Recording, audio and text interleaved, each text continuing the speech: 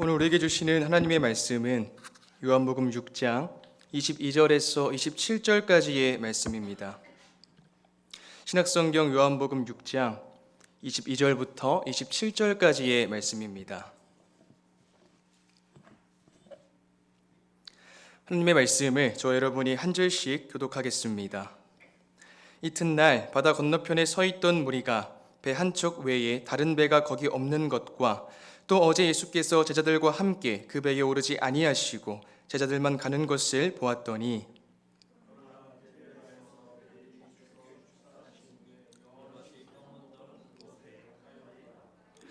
무리가 거기 예수도 안 계시고 제자들도 없음을 보고 곧 배들을 타고 예수를 찾으러 가버나움으로 가서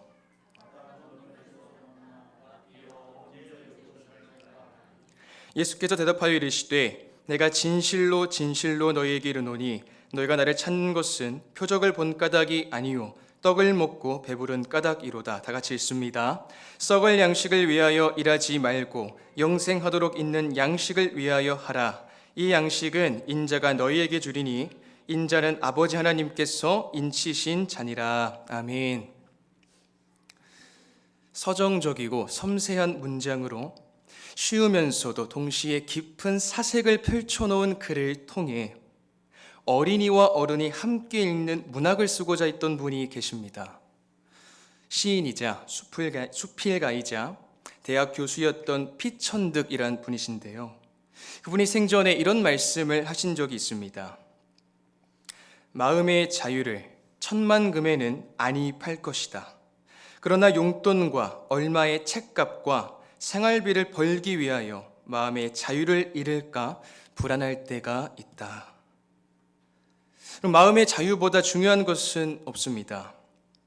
마음의 자유를 다른 어떤 것에 빼앗기는 순간 우리는 인생의 노예로 전락하고 말 것입니다.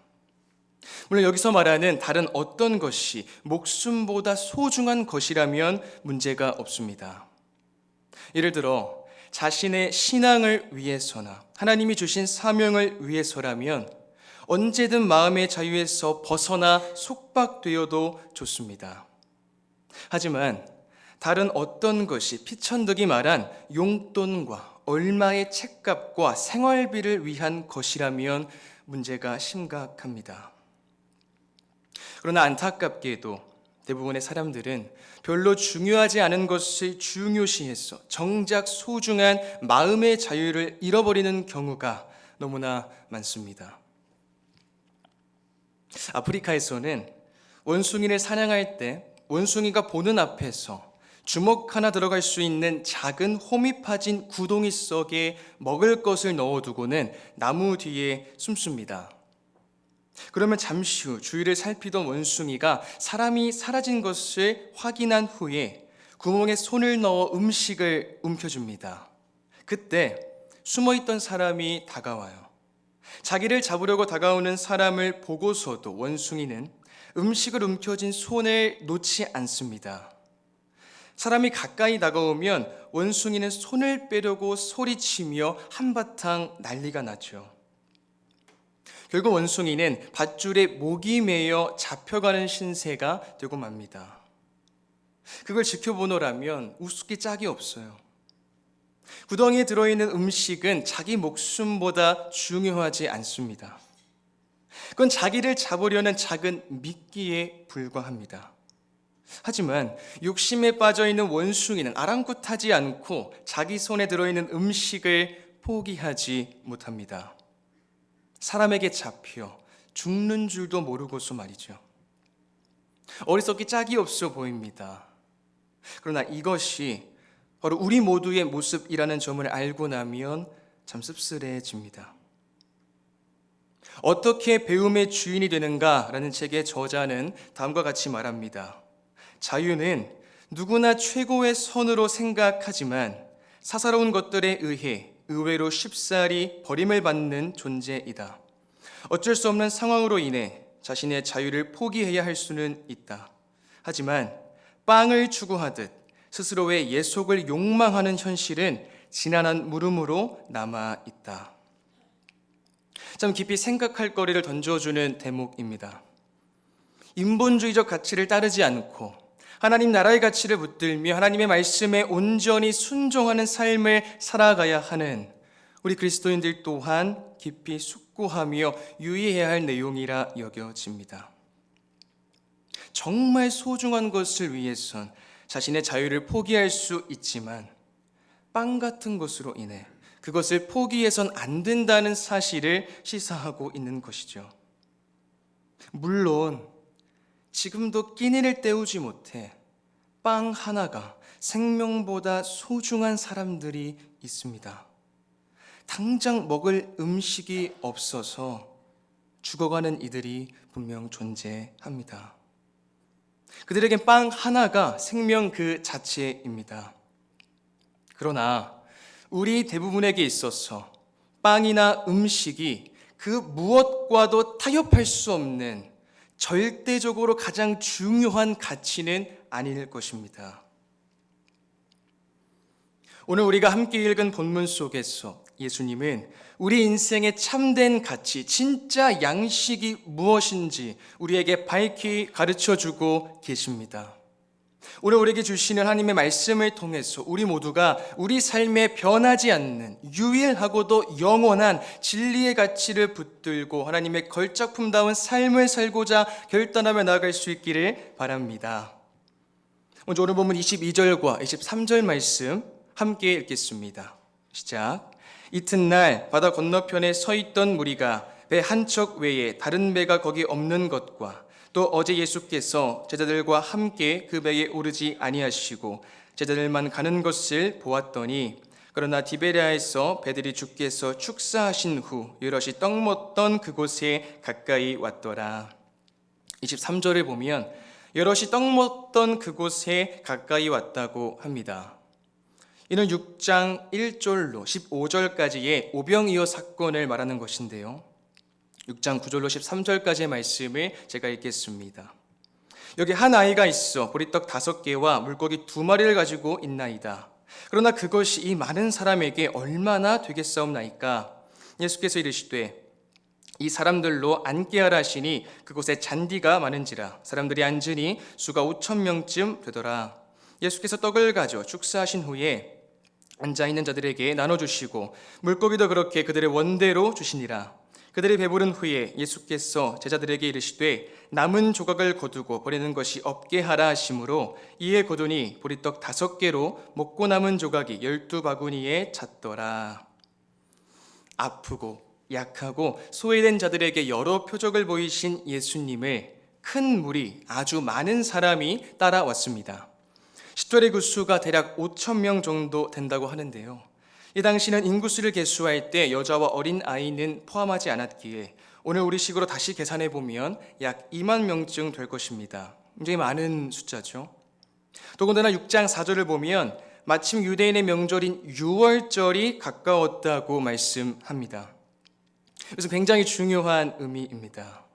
유월절은 유대인들이 모세를 통하여, 더 정확하게는 모세를 세우시고 인도하신 여호와 하나님을 통하여서지만 어쨌든 지도자 모세로부터 애굽에서 구원받은 것을 회상하고 또한 모세와 같은 선지자가 올 것을 기대하는 때였기 때문에 유월절은 매우 중요한 의미를 지닙니다. 유대인들은 모세가 행했던 것처럼 구원을 가져다 주며 하늘로부터 만나를 제공해 줄 그 선지자를 기대했습니다. 그렇게 유월절은 유대인들의 민족주의적 열기가 아주 고조되는 때였습니다. 11절에서 예수님은 떡을 가져 축사하신 후에 앉아있는 자들에게 나눠주시고 물고기도 그렇게 그들의 원대로 주셨습니다. 모인 사람들은 모두 배부르게 먹었고 남은 조각이 12바구니에나 찼습니다. 겨우 보리떡 5개와 물고기 2마리로 말이죠. 그런데 여기서 단순히 예수님께서 친히 엄청난 권능으로 기적을 베푸셨구나 라고 생각하여 넘어간다면 아주 중요한 의미를 놓치게 됩니다. 우리가 초점을 맞추어야 하는 부분은 이 표적을 목격한 사람들의 반응과 그에 대한 예수님의 말씀입니다. 14절과 15절을 같이 읽겠습니다. 시작. 그 사람들이 예수께서 행하신 이 표적을 보고 말하되 이는 참으로 세상에 오실 그 선지자라 하더라. 그러므로 예수께서 그들이 와서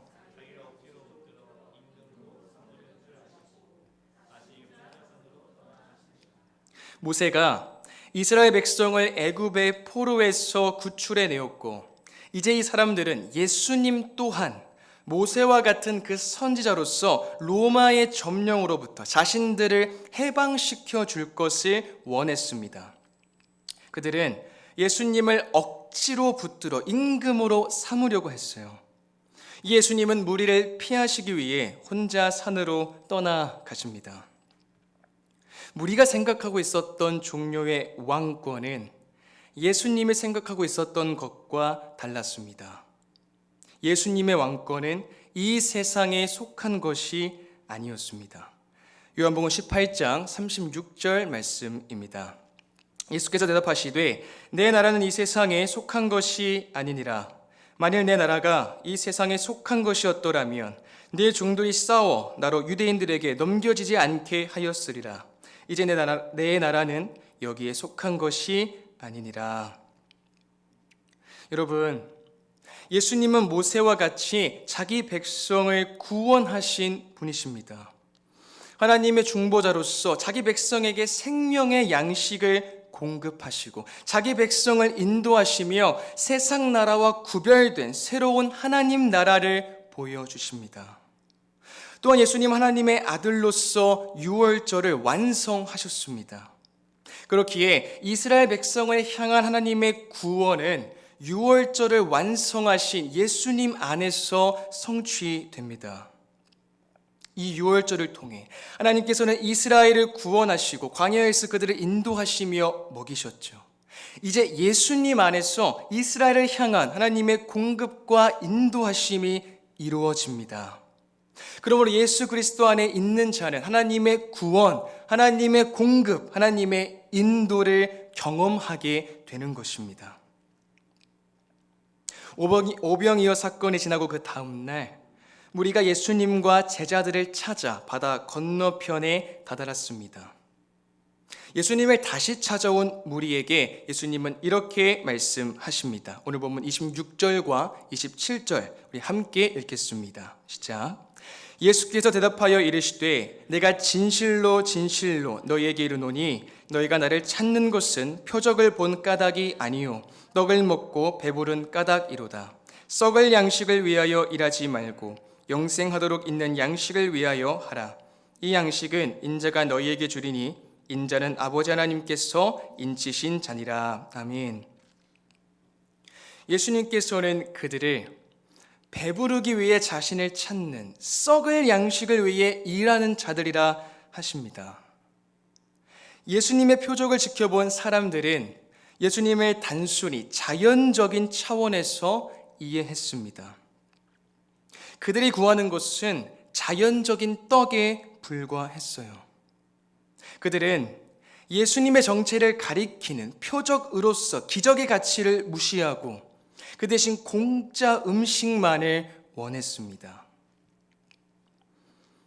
당시 고대 생활을 살펴보면 로마 황제들과 정치가들은 로마의 가난한 사람들을 공짜 음식으로 계속 달랬어요. 때문에 군중은 지금 로마 사람들처럼 배급되는 음식만을 위해서 예수님과 동행하는 무리에 참여하며 그에 관한 보답으로 사람들은 그들을 후원해주는 자의 정치적인 야심을 이룰 수 있게 해주려고 하는 것입니다. 사람들이 왜 예수님을 억지로 붙들어 임금으로 삼으려고 했는지 이해할 수 있는 지점입니다. 또한 당대 사람들은 변화하려는 의도보다는 보통 여가나 여흥을 즐기기 위해 유명한 연설가들의 말을 자주 들었는데요. 그러한 회중들과 같이 이들은 기어이 썩어질 떡을 구합니다. 여러분, 썩어질 떡에만 의존하는 사람들의 끝은 결국 멸망입니다. 그러므로 예수님은 썩을 양식을 위해 일할 것이 아니라 영생을 누릴 때까지 없어지지 않는 양식을 추구하라고 하십니다. 다시 말해 예수님은 인자가 그들에게 줄 영생을 위해서 영생토록 있는 떡을 구하라고 명령하시는 것입니다. 빵과 음식이 아무리 귀해도 우리 육신의 굶주림을 잠시 해소해 줄 뿐입니다. 이것은 결코 우리의 내면의 공허함을 온전히 채워주지 못합니다. 우리에게 가장 중요한 것은 썩을 양식이 아니라 영생하도록 있는 양식입니다. 이 양식이야말로 우리에게 영원한 생명을 가져다 주기 때문입니다. 영생할 때까지 지속되는 양식은 곧 예수 그리스도이십니다. 여러분, 우리는 세상을 추구할 것이 아니라 예수 그리스도를 추구하는 삶을 살아야 합니다. 예수님께서는 친히 양식이 되시면서 또한 이 양식을 주시는 분이십니다. 이런 예수님의 인자로서의 신분은 세례 때 하나님께로부터 인침을 받으셨습니다. 여기서 인치다의 원어는 다양한 뜻을 가지고 있는데요. 오늘 본문에서 예수님이 인자로서 하나님으로부터 인침을 받았다는 것은 하나님으로부터 권위를 부여받으셨다는 의미입니다.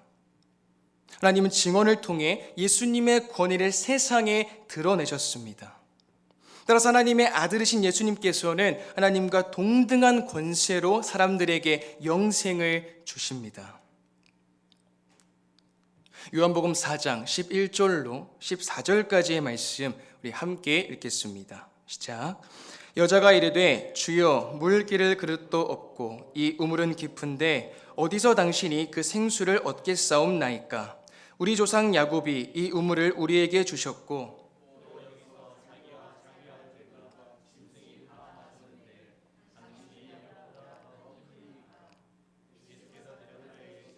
이 물을 마시는 자마다 다시 목마르려니와 내가 주는 물을 마시는 자는 영원히 목마르지 아니하리니 내가 주는 물은 그 속에서 영생하도록 솟아나는 샘물이 되리라. 아멘. 예수님께서 사마리아 여자가 구했던 물과 그가 주시는 물을 구별하셨듯이 오늘 본문에서도 마찬가지로 예수님은 무리가 구했던 썩을 양식과 인자가 주실 예수 그리스도께서 주실 참된 양식을 구별하십니다. 이것이 바로 영생하도록 솟아나는 샘물과 같이 영생하도록 있는 양식입니다. 여러분, 오늘날 현대인의 모습이 어떤가요?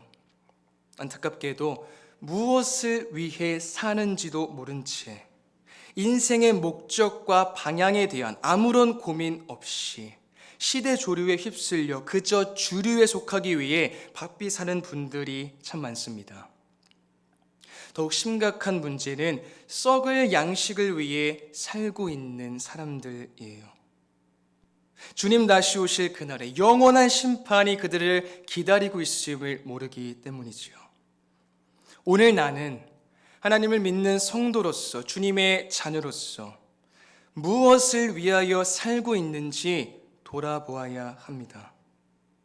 순간순간 하나님께서 창조하시고 허락하신 내 마음의 자유, 이 은혜를 무엇을 위해 빼앗기고 있는지도 점검해 보아야 합니다. 사랑하는 성도님들, 나 자신을 드높이고자 마치 내가 내 삶의 주인인 것처럼 착각하며 썩을 양식을 위해서 살아가는 것만큼 헛된 일은 없을 것입니다. 오늘 우리에게 주신 하나님의 말씀을 통해서 우리 모두가 예수님께서 말씀하신 진짜 양식, 참된 가치를 붙들며 세상의 흐름에 역행하는 자들로 나아갈 수 있기를 바랍니다. 영원한 생명을 주시는 주님께서 다시 오실 그날을 고대하며 이 본향으로의 여정을 예수님과 매 순간 동행함으로 주님 말씀만을 붙들고 더없이 소중한 복음의 사명을 위해서 살아가는 모든 성도님이 다 되시기를 주님의 이름으로 축복드립니다. 우리 함께 주신 말씀을 생각하며 기도하겠습니다. 우리 모두가 영원한 생명을 주시는 예수님의 참된 가치를 붙들며 더욱 예수님을 닮아감으로 날마다 주님의 복음을 증거하는 삶을 살아갈 수 있게 해달라고 이 시간 합심하여 기도하겠습니다. 하나님 감사합니다. 저희를 다시금 하나님 이 자리로 인도하여 주시고 주의 말씀을 듣게 하시니 주님 감사합니다. 하나님 우리 삶이 썩을 양식을 위해 사는 삶이 아니고 주님이 주시는 그 참된 양식을 붙들며 나아갈 수 있기를 주님 간절히 바랍니다. 하나님 예수님만이 우리에게 영원한 생명을 약속하시고 그 영원한 생명을 주시는 유일한 구원자이심을 주님 이 시간 말씀을 통하여 믿음으로 고백하오니 우리 삶이 그 주님만을 붙들고 그 주의 말씀에 순종하는 삶이 되도록 인도하여 주시옵소서. 우리의 힘과 능력으로 되지 않습니다. 주님 저희 연약한 저희를 이 죄된 저희를 긍휼히 여겨 주셔서 날마다 성령 충만함의 은혜를 부어주시고 날마다 넘어질 때마다 우리를 일으켜 주시고 하나님 우리를 새롭게 회복시켜 주시는 그 주님과의 친밀한 교제 속에서 하루하루 주님 앞에 무릎 꿇고 나아가는 우리 모두가 될 수 있도록 도와주시옵소서.